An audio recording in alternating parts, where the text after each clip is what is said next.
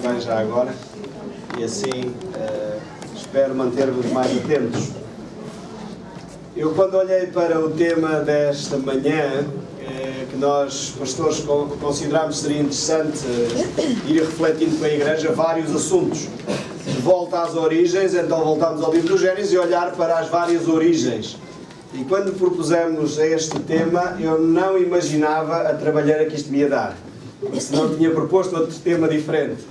Porque este assunto é talvez dos mais complicados, daqueles assuntos que também a Bíblia tem talvez poucas respostas objetivas, mas é daquelas coisas mais fraturantes da sociedade. Quase todos nós já fomos confrontados com a pergunta: se Deus é bom, por que é que existem guerras? Se Deus é bom, por que é que crianças inocentes morrem? Se Deus é bom, em últimas análises, por que é que há o mal? Então a pergunta, porquê é que há o mal, porquê é que situações más acontecem, é talvez das perguntas mais estruturantes da nossa existência. Mas eu creio espero que o Espírito Santo nos ajude nesta reflexão. Às vezes na conversa é mais difícil nós fazermos uma argumentação teológica clara e objetiva. Hoje aqui, como eu tenho a oportunidade de falar para vocês e vocês não vão fazer muitas perguntas, então eu posso expor a ideia do princípio ao fim e depois, se os irmãos não concordarem, podem ir para casa orar e falar com Deus, está bem? E espero que Deus possa falar ao vosso coração, ao continuar. É de facto um tema extremamente rico, extremamente interessante, e eu espero que saiamos daqui com algumas respostas. No entanto, as respostas a que eu cheguei são relativamente simples. Porquê é que há o mal? Porquê é que o mal acontece? E a nossa atitude, creio que a minha e se calhar a tua não é muito diferente, é nós projetarmos nos outros a razão da existência do mal. A culpa é sempre dos outros, desde o Éden. E parece que continuamos hoje assim. Porquê é que eu me irrito? É porque aquele fulano sabe conduzir mal na rua. E meteu-se à minha frente, então ele atravessa mesmo à minha frente, eu tenho que gritar com ele. E a culpa é do outro. Porquê é que o meu casamento anda mal? Porque obviamente o meu cônjuge não corresponde às minhas necessidades. Porquê é que eu me zango com alguma coisa? Porque aquele fulano ou aquela fulana fez. E nós começamos sempre a olhar que o problema é sempre do lado de lá. É sempre os outros que têm o problema, nós só somos vítimas da situação. Eu quero desafiar a pensar que talvez não é bem assim. Se calhar a origem do mal está em primeiro lugar em nós. Deus deu-nos a liberdade de escolha. E isto não é mau. Viu Deus tudo o quanto fizera e eis que era muito bom, inclusive a liberdade de escolha.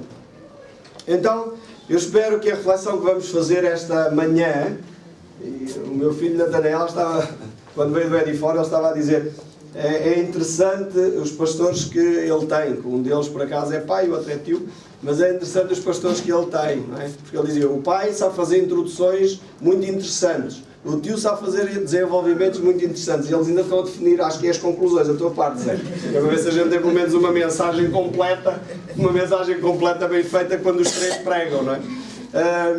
E então estava aqui a pensar, eu quando mais uma vez construí esta pregação, dizia: pois o tempo todo vamos fazer a introdução quase só, e não vamos ter tempo para muito mais do que a introdução, porque isto daria para vários estudos, não só para uma pregação. Eu vou tentar ser o mais objetivo, saltar aquilo que me parece que poderá ser depois aprofundado em textos bíblicos que os irmãos precisam ir atrás, se quiserem aprofundar. Mas aqui já temos os 3 textos bíblicos base e nós queremos focar só a nossa atenção no primeiro. Iremos aos outros também, mas o primeiro texto de Gênesis 3, que é onde começa tudo, eu gostaria depois de dedicar mais tempo. Então, para isso precisamos ter uma visão completa da existência, do ser. Deus é eterno.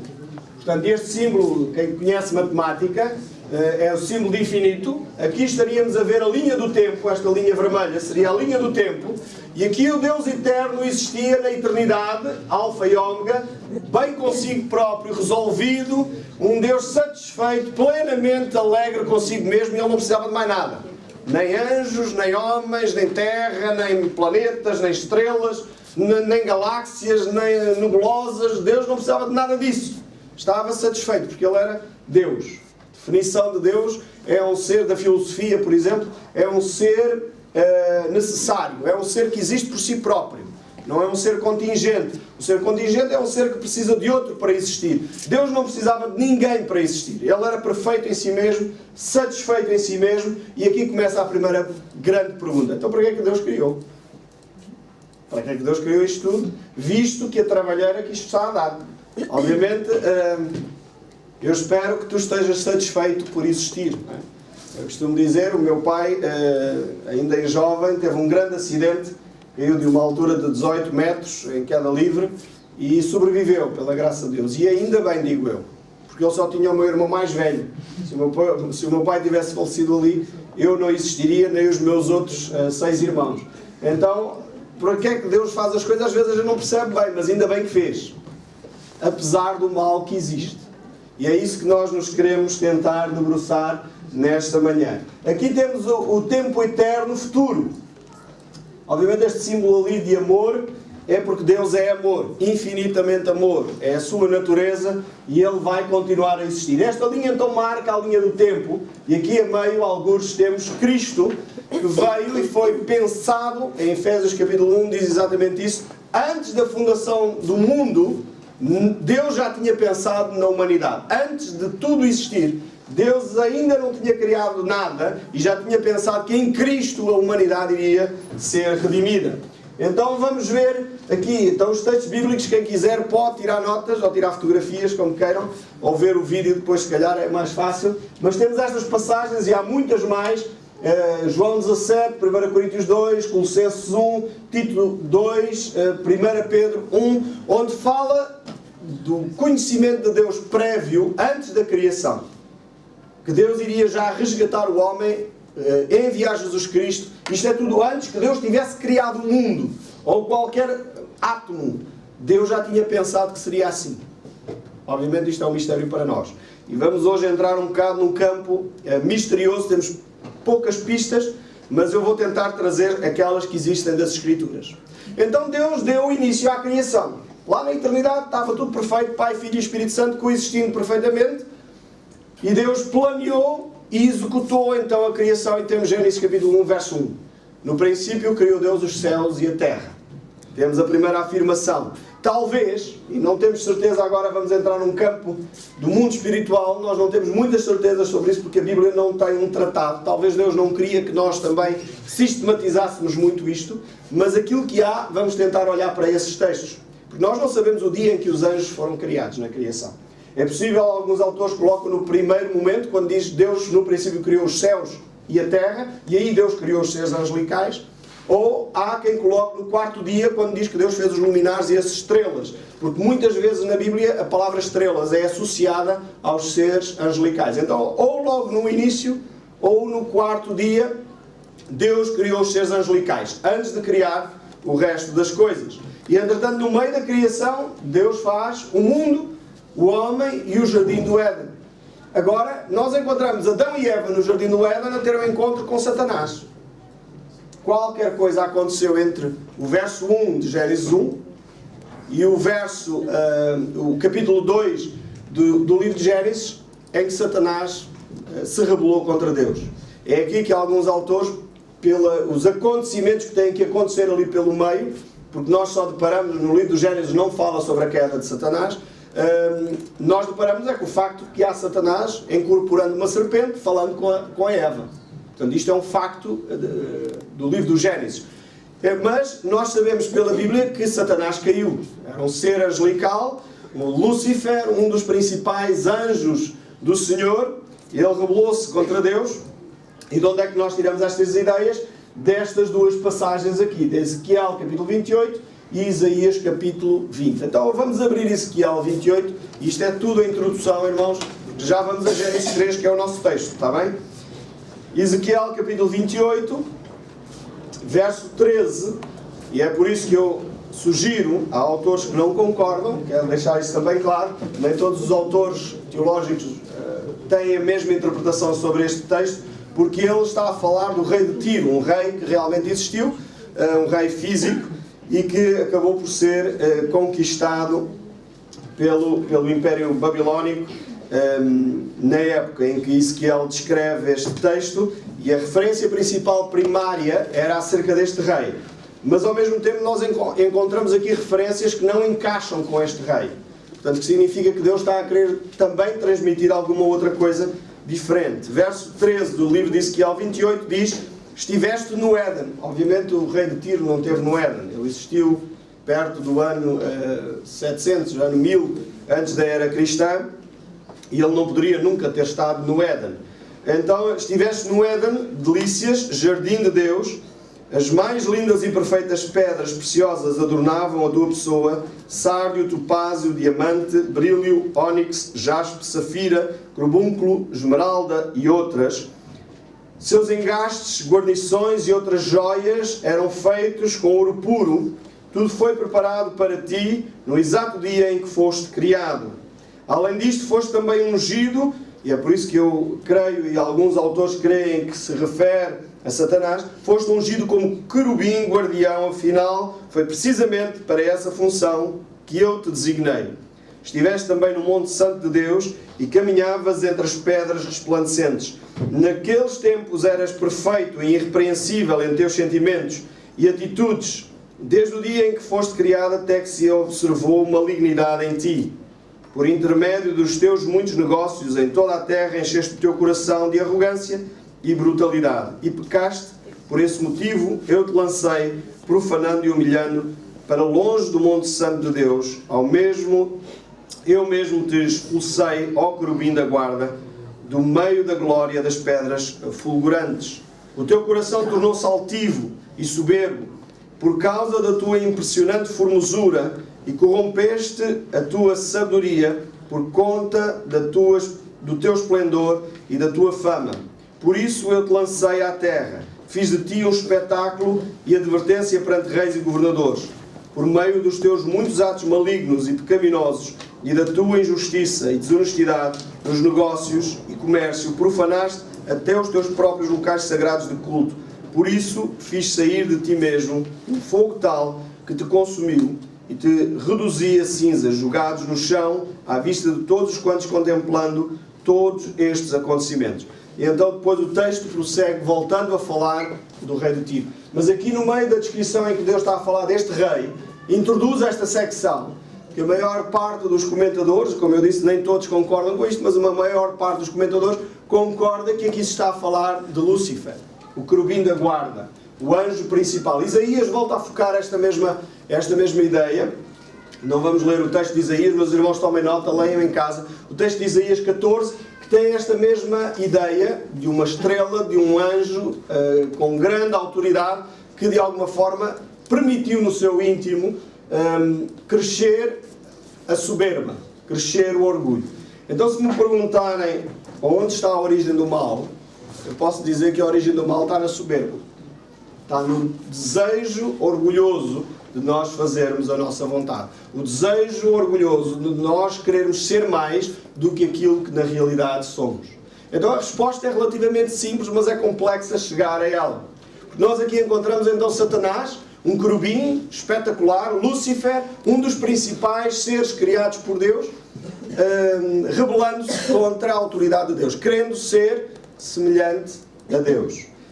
E nós encontramos então, se Ezequiel estivermos a fazer a boa interpretação, encontramos este querubim já caído no jardim do Éden. E parece que o Éden já estava criado, se esta interpretação estiver correta, quando Lúcifer é então lançado na terra e é expulso do Monte Santo, como diz aqui o texto de Ezequiel.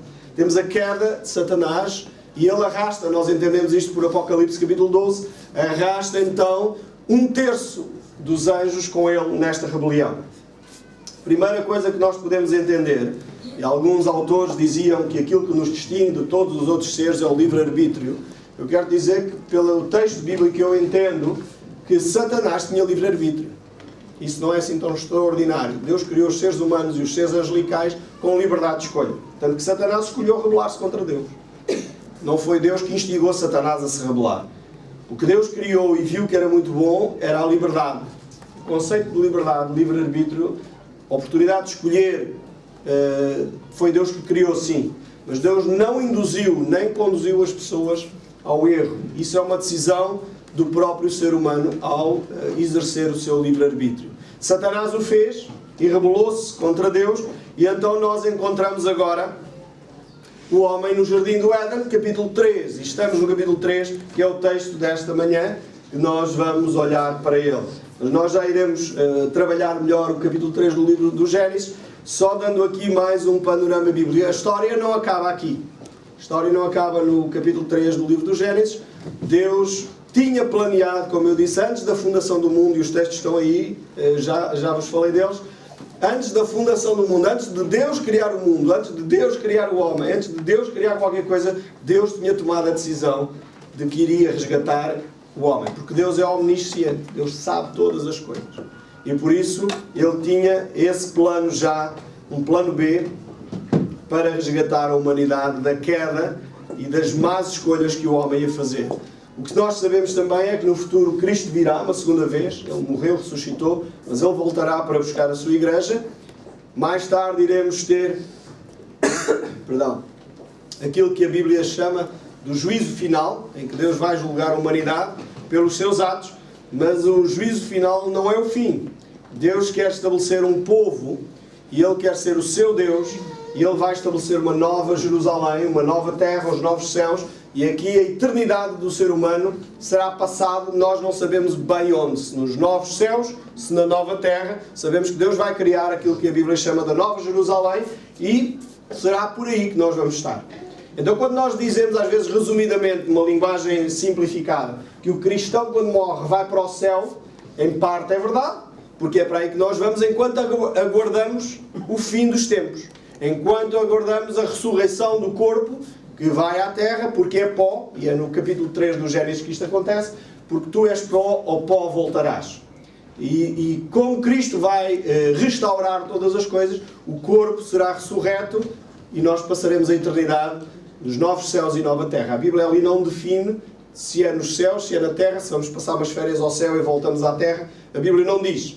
Diz só que teremos corpos diferentes, semelhantes ao de Jesus, que obviamente parece que têm algumas características ainda humanas, no sentido que Jesus come, nós vimos Jesus ressuscitado a comer com os discípulos, mas tem umas características um pouco diferentes daquelas que nós conhecemos hoje, porque Jesus, por exemplo, tinha a possibilidade de ressurreto atravessar paredes.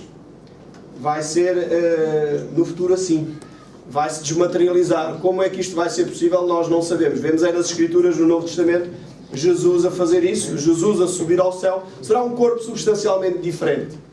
O apóstolo Paulo, no capítulo 15 da carta aos Coríntios, ele diz exatamente isso. É mais um daqueles mistérios que nós não sabemos muito bem como descrever, mas o que entendemos é que o corpo espiritual que vamos ter será um corpo substancialmente diferente daquele. Semeia-se natural, diz o apóstolo Paulo, colhe-se um fruto espiritual. Agora, eu gostaria de trazer uma visão daquilo que é o mal no mundo. Talvez na perspectiva de Deus. Porque aquele mapa muito complexo, muito cheio de coisas, é a nossa visão do mal, é a nossa visão da humanidade, é a nossa visão daquilo que está a acontecer. E nós ficamos confusos com tanta coisa que está a acontecer, tanto mal, tanta guerra, tanta... Agora, quando Deus olha para a linha do tempo, Deus vê mais ou menos isto. Consegues ver onde é que está a humanidade e a existência do homem, os novos céus e a nova terra? Nesta linha do tempo? Alguns se calhar nem conseguem ver, não é? Vou-vos tentar ajudar. Aqui está toda a história da humanidade. Os 10.000 anos que nós pelo menos conhecemos da história do homem reduzem-se a um ponto insignificante na linha da eternidade. Então Deus tem esta perspectiva. E talvez Deus, quando criou as coisas, pensou, vai valer a pena. Vai valer a pena eu ter um povo que é meu povo e de quem eu sou o seu Deus. Gente livre, que escolhe livremente seguir-me. Apesar de todo este mal, apesar de tudo aquilo que vai acontecer, as contas no final vão ser positivas. O saldo vai ser positivo. Ainda que me vai custar o meu filho amado descer à terra, fazer-se como eles e resgatar a humanidade, mostrando um caminho, que era o caminho que eu tinha proposto a Adão e que o primeiro Adão falhou. O segundo Adão demonstra claramente que é o caminho certo a seguir. É o caminho do amor, o caminho onde as pessoas livremente escolhem amar. E então Deus olha para a linha do tempo e diz assim, Pois é um ponto negro na história da eternidade, mas é um ponto que valeu a pena. É quase como, ainda que mal comparado, e às vezes, perdoem-me as ilustrações simples, mas eu espero que não simplistas, para retratar estas coisas mais complexas. É quase como quando nós temos um bebê e temos que levar à vacina. Pela dor que aquilo causa, o mal que vai causar ao nosso bebê e o bem que aquilo causa, nós pais, em bom senso, levamos o bebê à vacina. Se um pai achar, bem, eu não vou vacinar, nós teríamos que conversar com ele seriamente. Ah, não, mas isto vai-lhe fazer febre. Não, uma agulha a espetar, isso vai doer que se farda. O bebê vai chorar. E nós dizemos, sim, ok. Mas é 1 minuto ou 2 e o resto da vida está salvaguardado. Ou seja, o benefício que a dor de uma vacina causa é terrível para aquele momento. Não faria muito sentido, de uma forma até lógica, não é? Um pai andar a espicaçar um filho, isto é sadismo, é uma outra coisa, não é recomendável de modo algum, mas nós, pelo benefício que sabemos que uma vacina provoca numa criança, somos nós próprios, por iniciativa própria, que levamos o nosso filho até alguém desconhecido e obviamente pedimos, se faz favor, faça-nos o favor de picar o nosso filho. Faça-nos o favor de lhe dar aqui uma coisa que lhe vai fazer mal, que ele vai chorar, vai doer, vai até fazer febre, se calhar em alguns casos. Mas nós percebemos que aquele dia, em termos do benefício da história da própria pessoa, é benéfico. E talvez é isto que Deus olha quando pensou e disse, bem, o homem vai pecar, o homem vai escolher fazer o mal, mas no final, ainda assim, o saldo é positivo. Eu creio que é esta a visão de Deus para a eternidade e por isso talvez responda a algumas perguntas quando nós dizemos, mas se Deus é bom, porquê é que Ele permitiu que o mal aconteça? Porque Deus, apesar de tudo, sabe todas as coisas, sabe o nosso coração, Ele sabe que nós iríamos errar, mas ainda assim achou que valeria a pena. Ainda assim o saldo é positivo. Então eu quero desafiar a pensar desta forma no Deus soberano de toda a história, porque Deus é soberano, nada lhe escapou. Não foi um acidente que surpreendeu Deus. De repente Deus disse, uau, não estava mesmo à espera que Satanás, Lúcifer, fizesse isso. Porque Satanás é a palavra que significa adversário, é alguém que se opõe, nomeadamente a Deus, em primeiro lugar, e obviamente depois ao homem e tudo aquilo que se opõe, que de alguma forma quer se aproximar de Deus, ele se opõe. O pecado do homem também não surpreendeu Deus. Não tinha mesmo pensado, se eu soubesse, não tinha posto lá a árvore do conhecimento do bem e do mal. Deus não foi surpreendido. Agora, Deus dava a oportunidade do homem fazer escolhas, sim. E Deus esperaria que nós pudéssemos fazer escolhas diferentes, ainda hoje.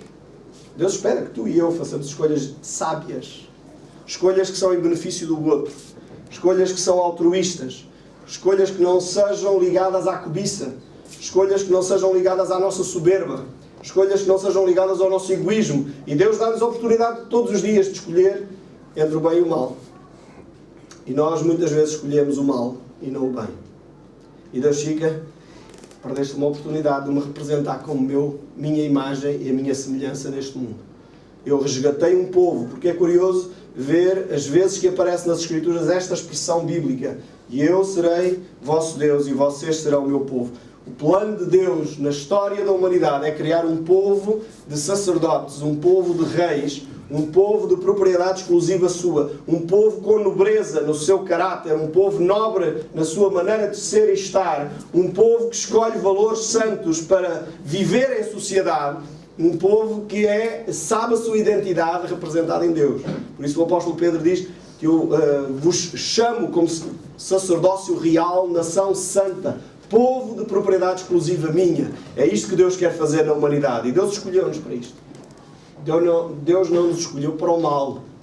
Deus não nos pôs nesta terra para sofrermos. No entanto, o sofrimento é consequência das nossas escolhas. E ainda assim, no final das contas, vai valer a pena. Deus espera que tu e eu aprendamos isso, a olhar para a história também. Só que nós temos uma tendência, nós seres humanos, depois da queda, temos uma tendência muito forte para o mal. Eu quero-vos fazer um pequeno teste. Vamos ver se vocês ainda se mantêm comigo. Querem tentar, aqueles que estiveram no acampamento e têm boa memória, os outros podem tentar, os que têm má memória. Os que têm boa memória, não respondam já. Os que estiveram no acampamento de verão, talvez se vão lembrar deste teste, ou talvez não. Às vezes, uau, ainda bem que ele não me pergunta, porque eu se já não me lembro de nada, não é? Estas duas datas dizem-nos o quê?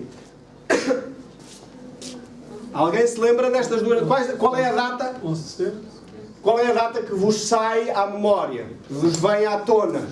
O 11 de setembro ou o 9 de novembro? Esta é a nossa tendência para as coisas más. Conhecem aquela história simples, não é? De alguém que apresenta uma folha com um ponto negro no meio e as pessoas reparam no ponto negro. Eu estava para fazer aqui um slide desses, mas essa é tão conhecida, essa ilustração, que arrisquei não trazer. 11 de setembro está na memória de toda a gente. Porquê?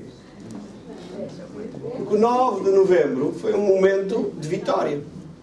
Uma coisa boa que aconteceu na história da humanidade. Mas nós tendemos... Reparem nos telejornais. O que é que vende nos jornais? É miséria. Os jornais, eu costumo dizer, são escritos com sangue. É a maior desgraça que as pessoas fixam-se. Deixa lá ver o que é o acidente. Quando há um acidente, pelo menos em Portugal, não é? Quando há um acidente no outro sítio, não sei como é que é, mas em Portugal, quando há um acidente, toda a gente vai lá. Explodiu uma bomba, vamos ver! E depois só ver outra. Já não há hipótese. Se for em Portugal, vai o país ainda... Toda a gente corre em direção das desgraças para ver o que é que aconteceu. Nós, seres humanos, temos uma tendência forte para aquilo que não é positivo. Mais facilmente nos ligamos às coisas más, fixamos as coisas más, do que aquilo que acontece de bom. E há algumas coisas de boas que acontecem também.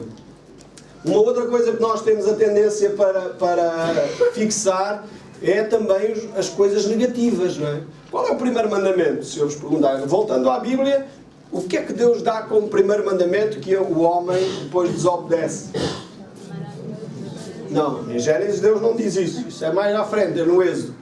Esse é o primeiro mandamento que Jesus diz, obviamente, mas tem a ver com o Êxodo. Mas eu estou a falar do primeiro mandamento, da primeira ordem que Deus dá, que não é os 10 mandamentos. Está bem? Não é a ordem moral aqui. Não, não é trabalhar. Isso vem depois. Não é? Isso é dominar, sim. Ser frutífero, dominar. Isso também é só quando Eva... porque estamos ligados com Gênesis 1, em que vemos o panorama geral, e Gênesis 2 faz uma separação. O primeiro mandamento, por incrível que pareça, é este.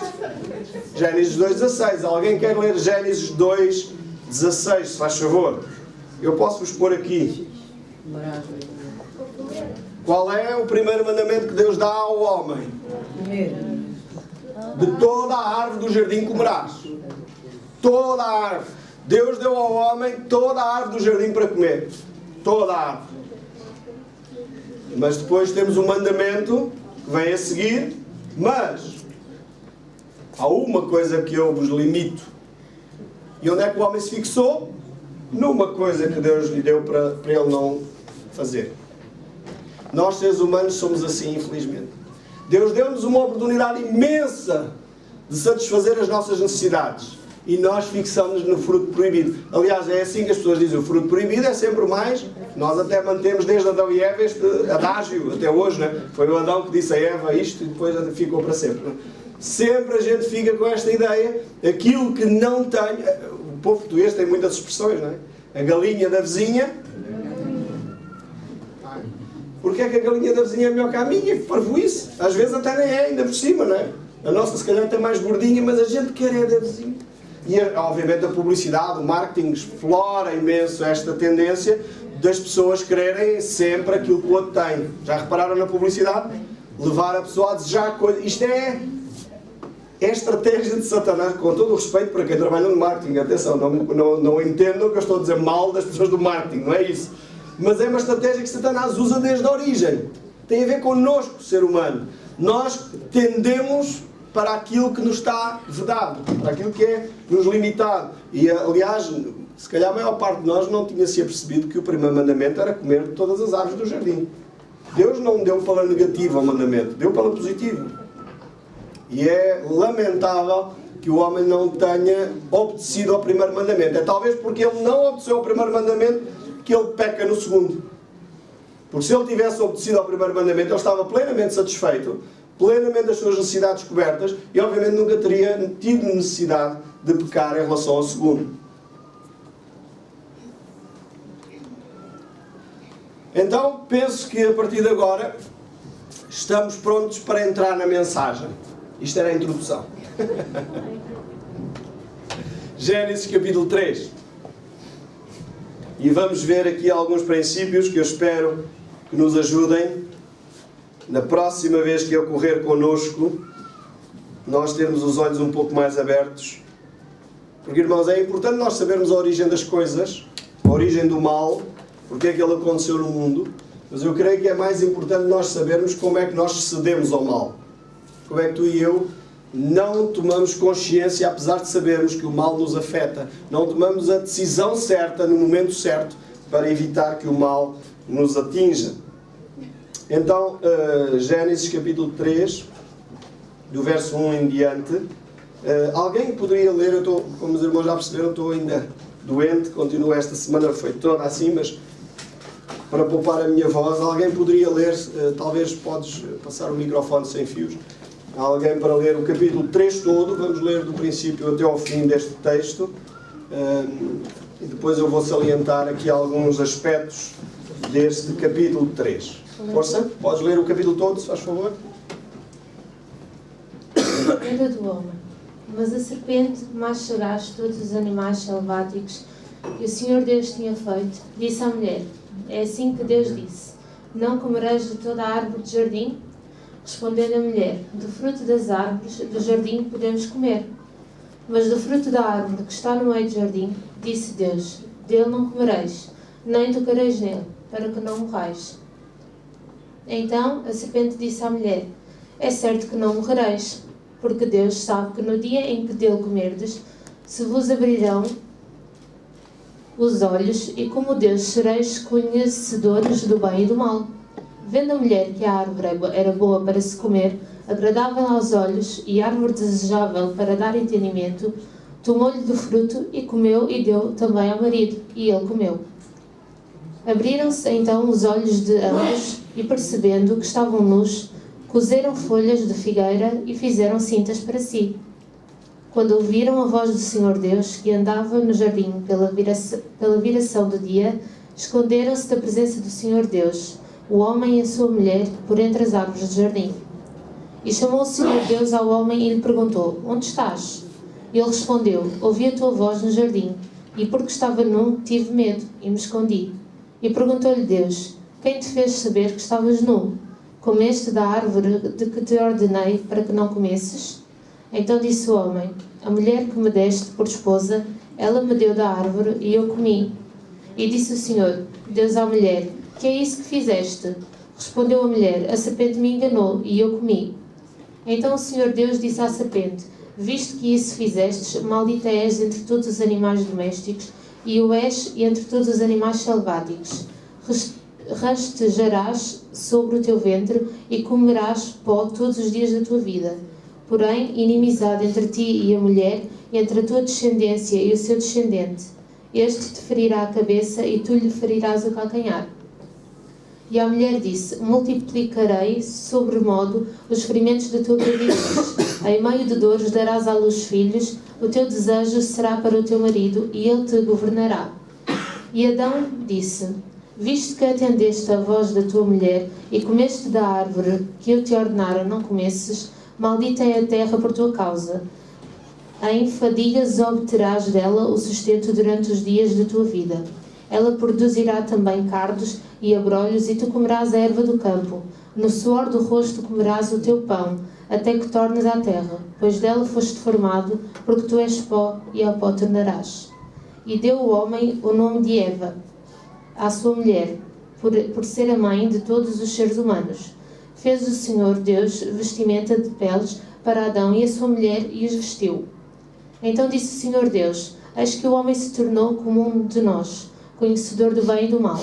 Assim, que não estenda a mão, e tome também da árvore da vida, e coma, e vive eternamente. O Senhor Deus, por isso, o lançou fora do jardim do Éden, a fim de lavar a terra de que fora tomado. E, expulso o homem, colocou querubins ao oriente do jardim do Éden, e o refulgir de uma espada que se revolvia, para guardar o caminho da árvore da vida. Muito obrigado pela tua ajuda. Bem, este capítulo daria vários estudos bíblicos. Enfim, cada coisa que aqui encontramos é muito rica, mas podemos dividir este capítulo em 3 grandes secções. A primeira, a tentação, propriamente dita. Há um diálogo ali entre a mulher e Satanás. Depois temos a queda, propriamente dita, em que a mulher toma do fruto, dá ao seu marido. E depois temos as consequências do pecado. Então temos estas 3 secções neste capítulo. Seria uma possibilidade de dividir este capítulo. E nós vamos olhar agora um pouco para esta questão da estratégia. Como é que Satanás faz? Porque ainda hoje se mantém esta estratégia na tua vida e na minha. E é isto que mais me interessa do que perceber o que aconteceu a Adão e Eva. Porque é importante, como é óbvio, que nos afeta a todos nós. E é importante nós percebermos que aquilo que acontece na vida dos outros nos afeta a nós. Esta é talvez a primeira lição que nós podemos tirar deste capítulo 3. O pecado do outro, sim, afeta-te. A maneira como o outro faz, não dá para eu dizer, não quer saber. Porque mais cedo ou mais tarde vai-te bater à tua porta. E aconteceu assim com Adão e Eva, em que a atitude de Eva afetou Adão e afetou toda a humanidade até hoje. Então dizer, aquela pessoa está a roubar e não quer saber, pois cuidado. Porque talvez mais cedo ou mais tarde isto vai te afetar. Aquela pessoa está a mentir, mas isso não vai influenciar a mim. Provavelmente vai. Então toma atenção à forma como lidas com aquilo que vai afetar a vida de toda a gente. Mas há uma estratégia que se mantém até aos dias de hoje. A primeira coisa que Satanás, não sei se repararam, a primeira coisa que Satanás faz é um disparate intelectual. Ele chega e diz um disparate qualquer. Então Deus disse que não podes comer de nenhuma árvore dos jardins. Era exatamente o oposto daquilo que Deus tinha dito. Repararam? Parece que Satanás está assim um bocado desinformado. Agora, não está desinformado. Isto é estratégia. Abre a pestana. Está bem? Então, qual é o objetivo ao ele fazer isso? Primeiro é o objetivo de chamar a tua atenção. Captou-te a tua atenção. E quantas vezes o pecado começa com um olhar assim rápido. Nem tinha reparado nisto aqui. E de repente, a tua atenção foi captada. Muitas vezes a estratégia diabólica da tentação vai no sentido de demonstrar que tu até és uma pessoa importante, tu és tão significativo, tu és tão importante e vai mexer naquilo que é os teus valores. Chama-te a atenção para a dignidade que tu tens, para a importância que tu tens. Tu és tão inteligente, estás-me a correr. Eu peço a tua ajuda para me explicares isto. Será que foi assim que Deus disse? E Eva teve logo toda a amabilidade de explicar a Satanás. Não foi bem assim, tu estás completamente... Eu vou-te ensinar. Aliás, tu queres ter a atenção de alguém, pede-lhe ajuda. O povo português é muito solícito. Não é? Se tu chegares ao pé de alguém e disseres assim, olha, precisava da sua ajuda. Eu sou importante. A pessoa precisa de mim. E nós temos esta tendência natural de auxiliar os outros. O que é bom. E Satanás sabe isto. E ele começa com uma coisa subtil. Ele não é descarado, não é? Repararam na subtileza do diálogo entre Satanás e Eva? Ele chega e pergunta, será que é assim que Deus falou? Vocês não podem comer nenhum fruto do jardim. E ela diz, sinceramente, que disparate tão grande. Não foi isso que Deus disse, de maneira nenhuma. Percebem a estratégia? Cuidado. Quando alguém começa com muitos elogios para ti, toma atenção. Pode haver ali alguma coisa mais. Portanto, os elogios, muitas vezes, são sintoma de alguma coisa. Não é sempre. Cuidado, porque há pessoas, sinceramente, a elogiarem-te, está bem? Mas toma atenção. Porque quando te põem muito nos píncaros, pode haver ali uma rasteira, uma casca de banana por trás. É estratégia. Por outro lado, ele começa por lançar dúvidas sobre o que Deus disse. Foi assim que Deus disse. Curioso. Toma atenção, nem tudo aquilo que abre a Bíblia e fala em nome de Deus, vem de Deus. Nem tudo aquilo que as pessoas dizem que Deus disse, Deus falou. Assim diz o Senhor, era a palavra dos profetas. Eles tinham plena convicção do que é que Deus falava. Agora, Satanás utiliza aquilo que Deus diz. Porque muitas vezes retira o espírito daquilo que Deus diz para poder integrar ali aquilo que é o seu próprio espírito. E usa a palavra de Deus. Então, toma atenção, porque nem toda a gente que abre a Bíblia, nem toda a gente que diz que está a falar em nome de Deus, está verdadeiramente a falar em nome de Deus. E nós vemos aqui o caso de Satanás. Começar a lançar dúvidas sobre aquilo que Deus diz. E obviamente nós temos a palavra de Deus, que é o nosso referencial. Não é? Então precisamos de prestar atenção se está a ser lançado dúvidas sobre aquilo que Deus diz. Qual é o objetivo disso? O objetivo, obviamente, é criar uma insatisfação em nós. De alguma forma muda o nosso foco daquilo que Deus está a dizer para um outro foco diferente. Deus tinha dado o foco a Adão e Eva, que era todas as árvores do jardim podereis comer, e Ele muda o foco para quê? Para uma única árvore em que Deus dizia, desta vocês não comem. Há um teste que eu tenho aqui para vocês. Se nós tivermos aquela compreensão, viram o gráfico que nós vimos da eternidade, se tivermos a compreensão, não sabemos quanto tempo antes Satanás tinha caído. Talvez alguns teólogos dizem que é por isso que Deus colocou no Jardim do Éden uma árvore, porque Deus de alguma forma estava a testar Adão e Eva, no sentido de estes seres têm a liberdade também de escolher seguir-me ou não, à semelhança daquilo que eu fiz com os anjos. E eles podem não me querer seguir. E então eu vou deixar uma oportunidade para eles tomarem o seu caminho, fazerem as suas escolhas. Daí Deus colocar a árvore do conhecimento do bem e do mal. É interessante que Deus não proíbe Adão e Eva de tomar da árvore da vida. Repararam? Se Adão e Eva tivessem sido um bocadinho mais inteligentes, eles podiam ter comido da árvore da vida sem pecar. Porque Deus não põe limitações a que eles tomassem da árvore da vida. Põe limitações que eles tomassem da árvore do conhecimento do bem e do mal. Agora, isto a mim fez-me uma pergunta. Não sei se a ti suscita a mesma pergunta, mas a mim fez-me. Será que Deus não quer que eu tenha conhecimento? Será que Deus, de alguma forma, queria que eu ficasse ignorante? Eu creio que não. Não. Tanto que a Bíblia diz que a vida eterna é... Alguém conhece este texto lá em João? A vida eterna é que te conheçam a ti como único Deus e ao teu Filho a quem enviaste. Deus quer que nós tenhamos conhecimento. Quando ali está esta palavra em hebraico, conhecimento do bem e do mal, é a ideia de que Adão e Eva, ao tomarem daquele fruto, poderiam se tornar omniscientes. Esta é a ideia lá. A palavra hebraica dá-nos a ideia não tanto da escolha ética entre o bem e o mal, mas a escolha de eu querer ser um Deus, omnisciente, conhecedor de tudo. Como nós às vezes dizemos, conhecedor de A a Z. Já ouviram esta expressão? É o conhecimento completo. Eu ficaria a ter o conhecimento completo. Esta foi a aldrabice que Satanás colocou então no coração do homem. Então, ele começa por lançar dúvidas acerca da intenção de Deus. Ele leva o homem a tirar o foco da totalidade daquilo que ele tinha à sua volta e coloca o seu foco numa única árvore. Depois ele lança dúvidas sobre a bondade de Deus, sobre o caráter de Deus. Será que Deus é mesmo bom? Se Deus fosse bom, porque é que ele está a limitar uma das árvores? E obviamente, ele muda aqui no homem a hierarquia de valores. Vai fazer uma mudança na forma como o homem vê Deus. Coloca dúvidas no coração do homem acerca da bondade de Deus. Aliás, esta é a pergunta que a maior parte das pessoas faz. Se Deus é bom, por que é que o mal existe? É o mesmo foco, até hoje, não mudou. As pessoas continuam a confundir bondade de Deus com o mal que existe à nossa volta, criado por Lúcifer e criado por cada um de nós, quando fazemos as escolhas erradas. E finalmente ele chega então nesta estratégia a fazer a afirmação contrária, deliberada, contra aquilo que era a autoridade da vida de Adão e Eva, dizendo uma afirmação completamente oposta àquela que Deus fez. Portanto, que ele diz, certamente não morrereis. E talvez aqui Satanás está a fazer uso da experiência própria dele se ter rebelado contra Deus e Deus não o consumiu ali na hora. Deus não o fulminou. Deus poderia ter feito e não o fez. Apesar de Lúcifer ser uma criatura, Deus optou, mais uma vez, olhando para toda a eternidade na sua omnisciência, optou por dizer, ainda assim vou permitir, porque eu sou amor.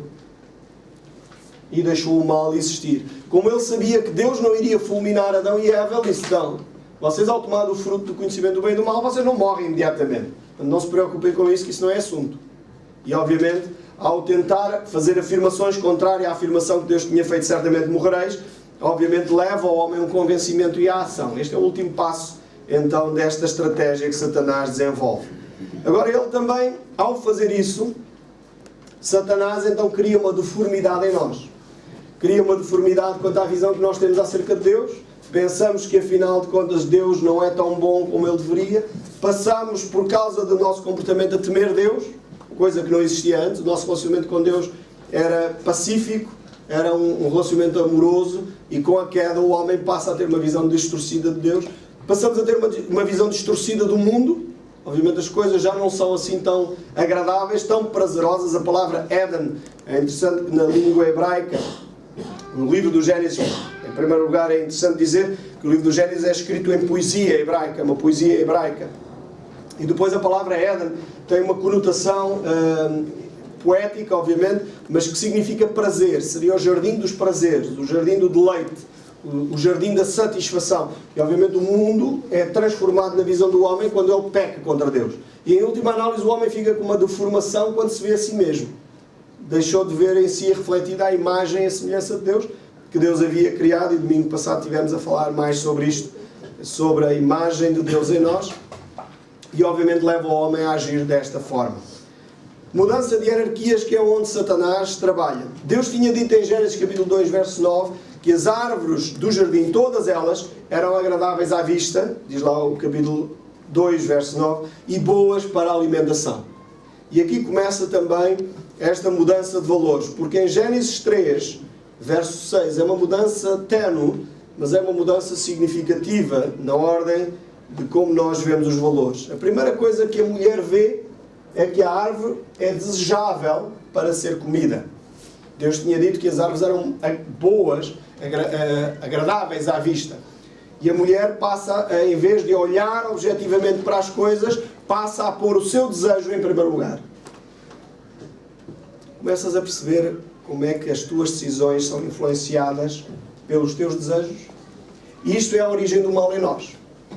Quando nós deixamos de tomar decisões com base numa análise objetiva das coisas e passamos a tomar decisões com uma base do desejo. É assente no desejo da carne, assente no desejo do comer. A mulher diz que a árvore, pensou ela, que era boa para comer, agradável agora aos olhos, troca, inverte a hierarquia de valores, reparam aí, e depois acrescenta um terceiro aspecto, que é a árvore desejável para dar entendimento. Mas é curioso que estes três passos nós encontramos mais à frente, quando o apóstolo João escreve a sua primeira carta. Eu não tinha reparado nisto até analisar este texto. É curioso que em 1 João, capítulo 2, verso 16, João diz que a forma do mundo pensar é através da concupiscência da carne, a concupiscência dos olhos e a soberba da vida. A concupiscência é o desejo da carne, o desejo dos olhos e a soberba da vida. E é curioso que é exatamente isso que a mulher faz em Gênesis 3. Ela estabelece o desejo da sua carne, estabelece o desejo dos seus olhos e depois faz a justificação porque é que ela tem que fazer aquilo. A soberba da vida é este orgulho humano de autossuficiência, de eu tentar justificar os meus atos. É a soberba da vida. É a vaidade que nós temos de ser autodeterminados. Aliás, muitos disparates estão a ser legislados no nosso país como base da autodeterminação. Eu posso e quero e mando. Então, se eu posso, quero e mando, eu vou fazer aquilo que eu acho que é melhor para mim. E acabamos por impor aos outros aquilo que eu acho que é melhor para mim. Então a autodeterminação é um dos caminhos terríveis. Cuidado. Porque nós, seres humanos, fomos criados à imagem e semelhança de Deus, no sentido que somos também seres coletivos, seres sociais. E as decisões que eu tomo influenciam a vida dos outros. Não somos ilhas isoladas que podemos tomar decisões completamente independentes umas das outras. Então esta é a estratégia que vai fazer com que nós nos movemos numa forma de estar na vida, que são a forma do mundo pensar. Já não é a forma como Deus pensa. Deus tem outro plano, Deus tem uma outra estratégia de olhar para as coisas, e é isso que eu quero mostrar-vos um pouco mais para a frente. Então esta é a estrutura mental do ser humano sem Deus. O que importa é a minha necessidade primeiro. Aliás, mesmo naqueles que têm Deus, que somos nós, dizemos nós que temos Deus, se calhar é assim nos casamentos. Porquê é que os maridos discutem? Porquê é que as mulheres discutem? Porque a minha necessidade não está a ser respondida. O meu marido não me dá atenção. A minha mulher não me dá atenção. Os meus filhos não mostram afeto. Os meus pais não se preocupam comigo. E esta necessidade, o meu desejo de satisfação das minhas necessidades está em primeiro lugar. E porque as minhas necessidades são primeiro que a do outro, obviamente começa a estrutura mental a estabelecer-se. Obviamente a concupiscência dos olhos, ou este desejo de cobiçar aquilo que eu não tenho, E é por isso que muitos casamentos acabam em divórcio e em adultério, porque a pessoa começa a olhar para a esposa do outro, para o marido do outro. E há um artista português que fez uma música extraordinária, que é Os Maridos das Outras São. Não é? Quem já ouviu esta música, vale a pena ouvir. É uma música antiga, no ranking das músicas já desapareceu do mercado, mas é uma música com um conteúdo interessante. Os maridos das outras são o pináculo da perfeição, diz ele lá na música. Não é? Os maridos das outras são sempre espetaculares. Quer dizer, só o teu marido é que é uma desgraça. Quer dizer, não ajuda, não faz, não acontece. A tua mulher é uma desgraça. O dos outros são um espetáculo. Mas nós temos mesmo esta postura. Não é? Nós, como casal que aconselhamos muitos casais, às vezes há pessoas que chegam ao pé de nós e enfim, na conversa, no diálogo, dizem: pois, o casamento do fulano tal é que é um casamento. E, epá, não cites esse, está bem. Não, obviamente não digo assim, mas nós conhecemos às vezes a vida daquele casal, né? E pensamos cá para nós: não, esse não é um bom exemplo, talvez também, de ideal de casamento. Eles também têm as suas dificuldades, eles também estão a lutar com as suas batalhas, eles estão a progredir no caminho, mas estão a progredir. Todos os casamentos têm lutas, todos os casamentos precisam de ser trabalhados. E essencialmente, quando nós tomamos consciência que aquilo que muitas vezes influencia é o nosso desejo de suprir a nossa necessidade em vez de suprirmos a necessidade do nosso cônjuge. Se nós temos esta consciência, começamos no caminho certo. E obviamente o lamentável é que a maior parte das vezes a gente começa por justificar as nossas atitudes. Soberba da vida. E esta é a estrutura mental que tem acompanhado o homem ao longo dos tempos. Então isto é aquilo um pouco de uma forma gráfica, aquilo que acabei de dizer. As minhas necessidades, os meus desejos naturais estão em primeiro, é a base que eu estabeleço. A análise objetiva da vida nem sempre é assim. Portanto, aquilo que deveria ser uma apreciação estética das árvores criadas por Deus não é dessa forma. E então chego à soberba da vida, à autodeterminação, à autossuficiência. Eu sozinho consigo. E acabamos por arruinar a nossa existência. Agora, Deus tinha um plano para o homem substancialmente diferente. O Deus tinha um plano que o homem se satisfizesse em Deus. E as suas necessidades seriam totalmente supridas na medida em que eu me satisfaço na presença de Deus. E porque Deus é tudo aquilo que eu preciso, e Deus é tudo aquilo, cria tudo para a minha satisfação, porque dele eu dependo, então eu posso viver plenamente satisfeito. Deus criou o homem uma alma vivente. Uma alma vivente que tem sentido para a vida, propósito para a vida, uma missão a cumprir, dada por Deus. A primeira missão que Deus deu ao homem é que ele dominasse a terra. Depois Deus dá então uma análise objetiva da vida, em que o próprio Deus reconhece que aquilo que ele criou, as árvores eram agradáveis à vista, e obviamente as necessidades do homem seriam supridas na medida em que ele percebia esta dimensão da vida. Por isso Deus disse que as árvores eram boas para alimento, sim. Deus também quer satisfazer as nossas necessidades, não há dúvida nenhuma. Mas Jesus lá em Mateus capítulo 6, ele diz: essas coisas de suprir em primeiro lugar as necessidades, isso fazem os que não têm Deus. Isso é conversa de quem não conhece a Deus. Suprir as minhas necessidades em primeiro lugar é o que toda a gente faz, mesmo até aqueles que pensam que Deus não existe. Por isso eu vos digo: buscai em primeiro lugar o reino de Deus e a minha justiça. E o que é que vai acontecer às minhas necessidades? Vão ser supridas, está tranquilo. Não te preocupes com as tuas necessidades, porque o dia da manhã traz o seu próprio mal. Agora, busca satisfazer as tuas necessidades em Deus. E quando tu buscas satisfazer as tuas necessidades em Deus, o resto vem por acréscimo. E esta é a visão que Deus tinha dado a Adão e Eva, é a mesma visão para hoje, para cada um de nós. Então, em conclusão deste raciocínio, como é que vem o mal ao mundo? Como é que o mundo vive com o mal? Quando é que ele começa? Começa, de facto, com Adão e Eva. O mal surge quando eu exerço o meu livre-arbítrio, motivado pela minha cobiça, pela minha soberba, pelo meu egoísmo. Quando eu sou motivado por estas coisas, então o mal acontece no mundo. Aconteceu no passado, acontece hoje no presente, continua a acontecer enquanto eu for dominado por estes três móveis, estes três objetivos: a cobiça, soberba e egoísmo. Enquanto eu estou a conviver com estas três coisas, normalmente eu continuo a produzir mal à minha volta. É interessante, o autor dizia o seguinte: enquanto Jesus lá na ceia tomou o pão, deu graças e repartiu, poderíamos definir pecado como o seguinte: porque Eva, a primeira coisa que ela faz é tomar e comer, e depois é que reparte. Então ele diz, pecado seria comer primeiro e repartir depois. Mal é quando eu como primeiro e penso nos outros depois. Por isso é que Jesus nos ensina que melhor é dar do que receber. Porque dar ao outro é aquilo que Deus criou em nós. O sentimento de grupo em que eu procuro primeiro amar o meu irmão e só depois procuro satisfazer as minhas necessidades. Porque as minhas necessidades não são mais importantes do que o amor que eu tenho ao meu próximo. Por isso é que Deus queria criar filhos à sua imagem e à sua semelhança. Então, obviamente, nesta reflexão de Gênesis 3 haveria muito mais coisas para dizer. Cada passagem poderíamos falar aqui de muitos outros aspectos. Mas eu gostaria de te levar a pensar como é que tens tu vivido o mal que te afeta. Nós hoje vivemos uma época em que o próprio apóstolo Paulo aos Romanos diz que, obviamente, todos nós vivemos agora em pecado, afetado pelo pecado do primeiro Adão. Não há um justo nenhum sequer, diz as Escrituras. Agora, nós temos um caminho de redenção trazido por Jesus Cristo, em que nós não somos vítimas só da cultura, da história, do meio ambiente em que nós estamos, nós somos, de facto, participantes, atores que estão ativamente envolvidos no conduzir a nossa própria história. Nós podemos fazer ainda escolhas. Nós somos livres de escolher. Esta foi uma característica que Deus colocou em nós e disse, viu Deus que isto era muito bom.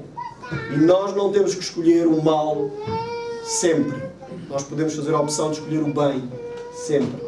Esse é o desafio de Deus para nós. Por isso Ele diz a certa altura, sede perfeitos, como é perfeito o vosso Pai que está nos céus. E este é um desafio.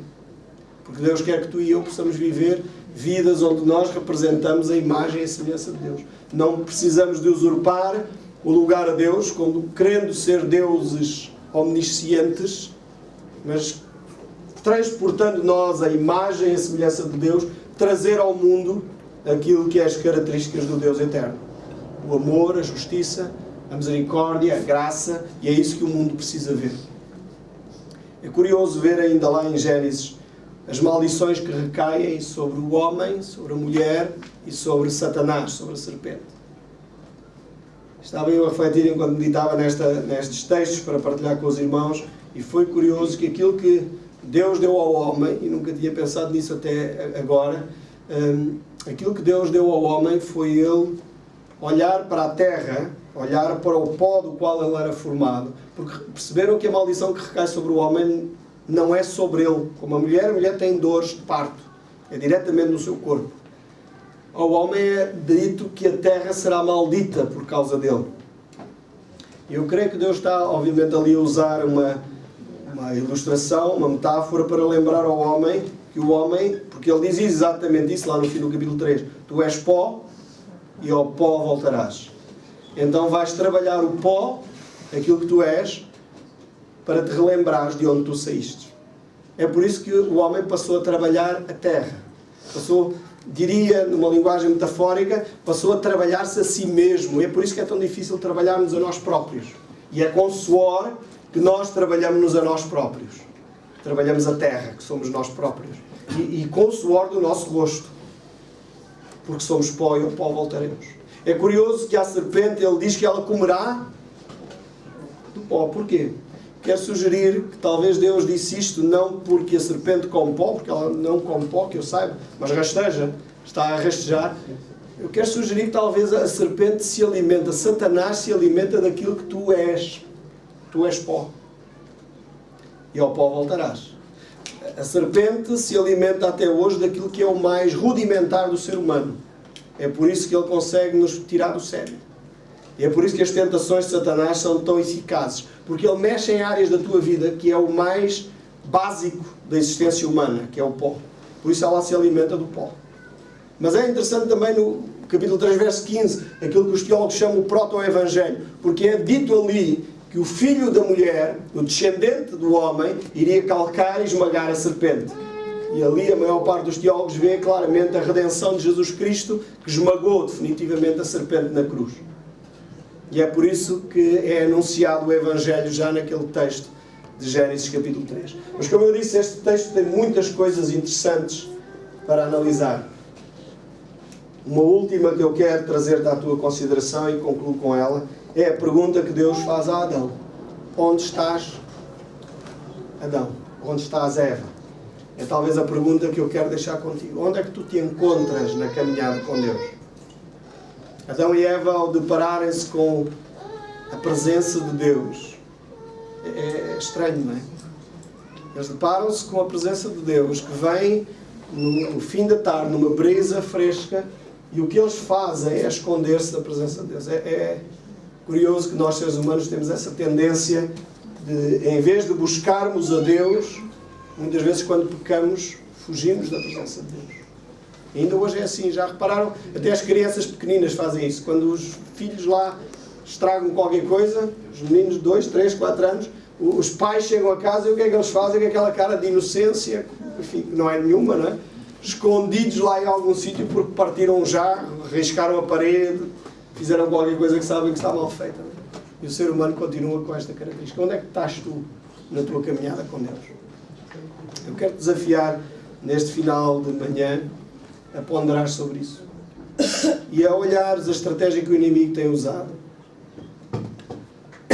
Abrir-se o olho para não caires na tentação. Esta é a oração do nosso Senhor Jesus Cristo. Livrai-os do mal, dizia Jesus. Então quero desafiar a oração neste momento, percebendo esta questão. O mal surge quando eu próprio desenvolvo o meu livre-arbítrio. E quando eu, no meu livre-arbítrio, sou motivado, em vez de pelo amor, pela justiça, pela misericórdia, pela compaixão, pela solidariedade, pelo benefício ao outro, eu sou motivado pela cobiça, pelo egoísmo, pela soberba. Aí acontece o mal, estabelece novamente o mal à nossa volta. Então eu gostaria que tu fizesse uma análise no final desta manhã e analisasse a tua vida. Porque ter conceitos teológicos sem perceber onde é que eu estou não serve de nada. Foi só uma manhã, enfim, talvez com dados interessantes. Espero que tenham sido interessantes, intelectualmente úteis, mas eu gostaria que fosse mais do que isso, sinceramente. Gostaria que fosse mais uma vez a palavra de Deus, o Verbo Divino, a falar ao teu coração, apesar do cansaço. Pudesses olhar para a tua própria história e dizer: onde é que eu estou nesta caminhada? Onde é que eu me encontro? Não te deixes armadilhar pelas estratégias do inimigo. Então eu gostaria que tivesses 1 minuto de oração, 2 minutos de oração, talvez para pôr a tua vida em ordem com Deus, porque o milagre desta pregação é perceber que em Cristo Jesus Ele esmagará todas as obras do inimigo. O inimigo não tem mais poder do que Cristo. Não tem. Parece às vezes o caos do mundo, parece que Satanás está a ganhar esta guerra, mas não está. Parece que o mal às vezes tende para ganhar, mas não vai ganhar. É por isso que Paulo nos diz que em Cristo Jesus nós somos mais que vencedores por aquele que nos amou. Então eu gostaria que tu analisasse a tua vida, porque mais que não seja, Deus quer ser vitorioso na tua própria vida. Deus quer trazer vitória nas tuas batalhas. Deus quer trazer vitória sobre o mal que te assola. Deus quer trazer vitória sobre aquilo que é perturbador. Quer dizer que Ele não te vai isentar de todas as consequências do mal, mas Ele estará contigo para que tu saias vitorioso. Então tem um tempo de oração, um tempo de falares com o teu próprio Deus, para pôres a tua vida em ordem, para representares novamente e restaurares aquilo que é a imagem divina que foi distorcida ali no Éden. Deus quer trazer novamente à tona, para que tu a possas refletir de uma forma completa, porque já não sou eu mais quem vivo, mas é Cristo que agora vive em mim. Um tempo de oração individual para falares com o teu Deus.